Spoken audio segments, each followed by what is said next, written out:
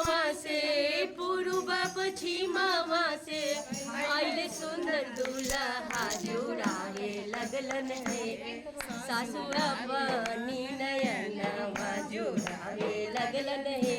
सासू अपनी नयनवा जुड़ावे लगलन है। सासू अपनी नयन मोरिया कुंडल शोभे कनवा माथे मणि मोरिया सुंदर सोहे कनवा।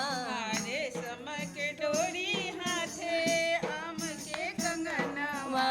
रेशम के डोरी हाथे आम के कंगनवा। पालकी चढ़ल आवे पालकी चढ़ल आवे दूल्हा सलोना नवा जुड़त आवे है। सतरंग भजनवा बाजत आवे। सतरंगिया भजनवा जुड़ावे लगलन है। सासू अपनी नयनवा जुड़ावे लगलन है।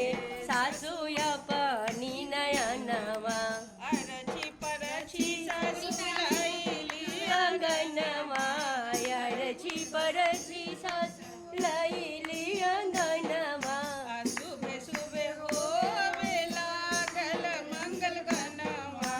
सुबह सुबह हो लगल मंगल गनवा। गलवस कदमन होवेला मगनवा। लगावे लागे शोभा देखत अंगनवा। लगन लागे रे शोभा देखा अंगनवा। जुड़ावे लगल है। सासू अपनी नयनवा जुड़ावे लगलन है। सासू अपनी नयनवा पश्चिमवा से पूर्व पश्चिमवा से आइले चंद्र दूल्हा जुड़ावे लगलन है। सासू अपनी नयनवा जुड़ावे लगलन है।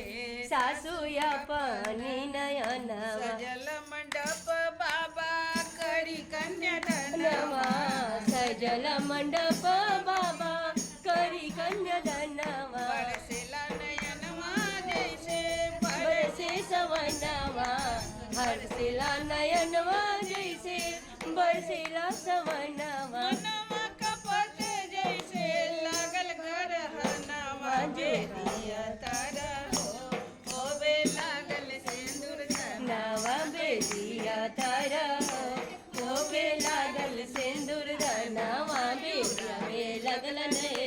सासू अपनी नयनवा जुड़ावे लगलन है।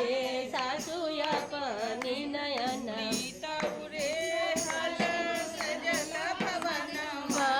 प्रीत उड़े हल सजल भवनवा। मड़वा के शोभा देखी भरल नयन। नवा मड़वा के शोभा देखी भरल नयनवा। कोहबर अइलन सिया के सजनवा जुड़ावे लगलन है। ए मगैया ढोली पनावा। लगावे लागल हो। ए मगैया डोली पनवा जुड़ावे लगलन हो। सासू अपनी नयनवा जुड़ावे लगलन है। सासू अपनी नयनवा जुड़ावे लगलन है। सासू अपनी नयनवा। जय सिया राम।